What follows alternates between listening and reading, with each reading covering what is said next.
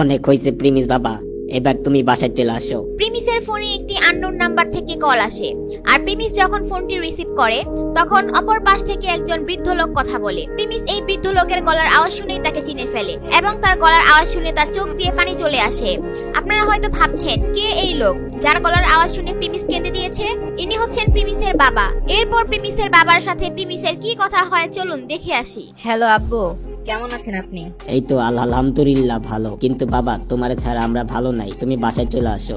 আসবো, আমার এখন সামনে কলেজে পরীক্ষা, এখন একটু ব্যস্ত আছি। বাবা তুমি জলদি বাসায় এসে পড়ো, তোমার জন্য একটি মেয়ে দেখছি, তুমি বাসায় আসলে তোমার বিয়ের ব্যবস্থা করব। এটা শুনে প্রিমিস একটু চমকে যায়, কারণ প্রিমিসের গার্লফ্রেন্ড সুনাইরার সাথে তার রিসেন্টলি ব্রেকআপ হয়েছে। প্রিমিস সুনাইরাকে এখনো ভুলতে পারেনি। সুনাইরার জন্য তার কোথাও না কোথাও হয়তো মনে কষ্ট জমা আছে। এরপর প্রিমিস বলে, আব্বু ওইগুলা পরে দেখা যাবে, আমি এখন একটু কল রাখি, কলেজে আসি, একটু ব্যস্ত, পরে ফোন দিবনে। এটা বলে প্রিমিস ফোন কেটে দেয়, কারণ প্রিমিসের মনটা খুব খারাপ ছিল।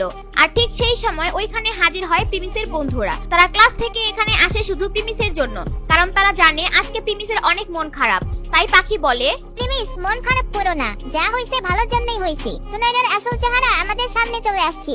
এটা যদি আরো দেরিতে হইতো তাহলে তুমি আরো বেশি কষ্ট পাইতা। সুনাইরাকে নিয়ে তোমার আর কোনো চিন্তা করার দরকার নাই। এখানে পাখি কি প্রিমিসকে সান্ত্বনা দেওয়ার জন্য চেষ্টা করছিল, নাকি পাখির মনেও প্রিমিসের জন্য ভালোবাসা ছিল, এগুলো আমরা পরে জানবো। এরপর প্রিমিসের বন্ধু দিবস বলে, আরে প্রিমিস বন্ধু, টেনশন করার কিচ্ছু নাই, একটা গেলে আরেকটা আইবো, আমরা তো আছি তোর সাথে নাকি? প্রিমিস তুমি আজকে সুনাইরার কাছ থেকে মুক্ত হইছো, এই উপলক্ষে আজকে আমি তোমারে ট্রিট দিমু। হ্যাঁ বন্ধু, চলো আজকে আমরা বাইরে গিয়ে খাওয়া দাওয়া করি, অনেকদিন হয়েছে বাইরে খাওয়া দাওয়া করি না। কলেজের ক্যান্টিনের খাবার খাইতে খাইতে আমরা বোর হয়ে গেছি। এরপর তারা প্রিমিসের ডিসিশনের জন্য অপেক্ষা করছিল। আচ্ছা ঠিক আছে, আমরা রেস্টুরেন্টে যাব, কিন্তু এইবার ট্রিট আমি দিব, তবে আজকে না। আর এইবার আমরা রাস্তার কোন রেস্টুরেন্টে খাবো না, আমরা কলেজ থেকে সামনে একটা যে বড় রেস্টুরেন্ট আছে না, ওই রেস্টুরেন্টে যাব। এটা শুনে তো দিবস আর পাখি একদম অবাক হয়ে যায়, কারণ প্রিমিস যে রেস্টুরেন্টের কথা বলতেছে ওইটা অনেক এক্সপেন্সিভ রেস্টুরেন্ট, যেখানে খেতে অনেক টাকা পয়সা লাগে। পাখি তো ভাবতেছে প্রিমিস এত টাকা কোথায় পাবে, আর দিবস ভাবতেছে প্রিমিস আবার পাখির প্রেমে পড়ে গেল না তো, জোশের বসে উল্টাপাল্টা কিছু বলে দিল না তো। প্রিমিস মাসে যে টাকা ইনকাম করে তা দিয়ে ওই রেস্টুরেন্টে একবেলা খাওয়াও হবে না। কিন্তু তারা তো জানে না প্রিমিসের এখন যে টাকা আছে সেটা দিয়ে চাইলে প্রিমিস তাদের দুজনকে সারা জীবন ওই রেস্টুরেন্টে খাওয়াতে পারে। এরপর পাখি বলে, আচ্ছা প্রিমিস থাকো, পরে কথা হবে, আমি ক্লাসে যাই। এরপর পাখি ক্লাসে চলে যায়। আর হঠাৎ তখন প্রিমিসের আরেক বন্ধু সাকিবের ফোনে একটা মেসেজ আসে। ওই কাহিনীতে একটা কইতে গেছে, অমিত আমাদের হোয়াটসঅ্যাপ গ্রুপে একটা মেসেজ দিছে, দেখ ও নাকি মিঙ্গেল হইছে, নতুন গার্লফ্রেন্ড বানাইছে, আর এই উপলক্ষে ও আজকে আমাদের রেস্টুরেন্টে নিয়ে খাওয়াবে বলছে। যাক ভালোই হইছে, অন্তত একজন তো মিঙ্গল হইলো, অনেকদিন তো সিঙ্গেলই ছিল ও।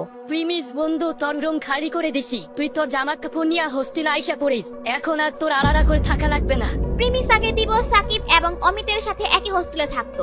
তাদের মধ্যে কোনো একটি বিষয় নিয়ে ঝামেলা হওয়ার কারণে প্রিমিস ওইখান থেকে চলে আসে। এখন আবার তারাই প্রিমিসকে হোস্টেলে যাওয়ার জন্য বলছে। হঠাৎ কি হইলো যে আমাকে হোস্টেলে আবার আসতে বলতেছো? আরে ভাই পরে বলবো না এগুলা, এখন তুই হোস্টেলে চল, অমিত আজকে আমাদেরকে ট্রিট দিব বলতাছে, চালু যাইতে বলছে, তুই আমাদের সাথে চল। না থাক, তোরাই যা, আমি এখান থেকে কিছু একটা খেয়ে নিব। আরে ভাই চল, এখানে একা একা বোর হয়ে যাবি, তুই আমাদের সাথে চল, আর এখন থেকে তুই আমাদের সাথে হোস্টেলে থাকবি। প্রিমিস তাদের সাথে যাওয়ার জন্য রাজি হয়ে যায়। এরপর যখন তারা হোস্টেলে যায়, ওইখানে বসে থাকে অমিত আর তার গার্লফ্রেন্ড রোশনি। এরপর অমিত তার গার্লফ্রেন্ডের সাথে সবার পরিচয় করিয়ে দেয়। বন্ধুরা, এই যে ও হচ্ছে রোশনি, আমার গার্লফ্রেন্ড, আর রোশনি এরা হচ্ছে আমার বন্ধু সাকিব, প্রিমিস আর দিবস, আমরা এর সাথে হোস্টেলে থাকি। এরপর রোশনি সবাইকে হাই বলে, আর ঠিক তখনই ফোনে কল আসে কোয়েলের। আপনারা জানলে অবাক হবেন, এই কোয়েলের সাথে আবার প্রিমিসের একটি কাহিনী আছে, যেটা সামনে আসলে হয়তো অমিত আর অমিতের গার্লফ্রেন্ডের সম্পর্ক নষ্ট হয়ে যেতে পারে, আর সেগুলো আপনারা একটু পর জানতে পারবেন। দোস্ত, আজকে আমরা একসাথে লাঞ্চ করব, রোশনির বন্ধুরাও আসবে আজকে, তোদের কাউকে ইনভাইট করা থাকলে ইনভাইট কর। প্রিমিস তুই চাইলে সুনাইরেরও আনতে পারোস। অমিত, আমি আর সোনাইরা এখন একসাথে নাই, ওর সাথে আমার ব্রেকআপ হয়ে গেছে। আয় হায়, কেমনি কি, কবে হইলো এগুলা? আমি তো কিছুই জানলাম না। আরে ভাই বাদ দে না এগুলা, এখন আমি তোরে পরে বলুম নে। এরপর তখন রোশনি অমিতকে বলে তার কিছু কথা আছে, তাকে নিয়ে যেন একটু বাইরে যায় আলাদা করে কথা বলার জন্য। তারপর তারা দুইজন বাইরে চলে যায়। আরে বেবি, কিছু হয়েছে নাকি? তুমি হঠাৎ বাইরে নিয়ে আসলা যে? আচ্ছা এরা তোমার বন্ধু হয়? এদের চেহারা দেখছো কেমন? প্রিমিসের চেহারা যাই একটু ভালো, কিন্তু ওর ড্রেস দেখেই মনে হইতেছে ও একটা ফকির। তো এরকম লোকদের সাথে কিভাবে আমি আমার ফ্রেন্ডের সাথে দেখা করাই বলো? আরে বেবি, আমরা তো শুধু খাওয়া দাওয়া করতে যাবো, এইটুকুই ব্যাস। আর তো কিছু না। অমিত তুমি একটা বলদ, আমার বান্ধবীরা এত দূর থেকে আসবো, তারা কি শুধু খাওয়ার জন্য আসবো? আমি ওদেরকে বলছি অমিতের বন্ধুরা আসবে, তার জন্য ওরা রাজি হয়েছে। ওরা তো ভাবতেছে অমিত এত সুন্দর, অমিতের বন্ধুরা হয়তো সুন্দর হবে। ওরা যদি আইসা দেখে এই অবস্থা, তখন কি হবে? এর চেয়ে ভালো আমি লাঞ্চ ক্যান্সেল করে দিই। আরে বেবি সরি, এইবারের মতো চলো, সবাইকে ইনভাইট করে ফেলছি না, এখন যদি ক্যান্সেল করি কেমন দেখা যায় না? এরপর রশনি এটা মেনে নেয় আর সে রেস্টুরেন্টে যাওয়ার জন্য রাজি হয়ে যায়। আর সে বলে তার বন্ধুরা যেন ভালো জামা কাপড় পরে ওখানে যায়। এই কথা শুনে অমিত ওইখানে রুমের মধ্যে চলে যায় আর তার বন্ধুদের বলে, সাকিব, দিবস, প্রিমিস, তোরা সবাই ভালো একটা জামা কাপড় পরে রেস্টুরেন্টে যাইস। বুঝেছি তো, রোস্টেড বান্ধবীরা আসবে। আর দিবস, তুই প্রিমিস একটা ভালো জামা দিস।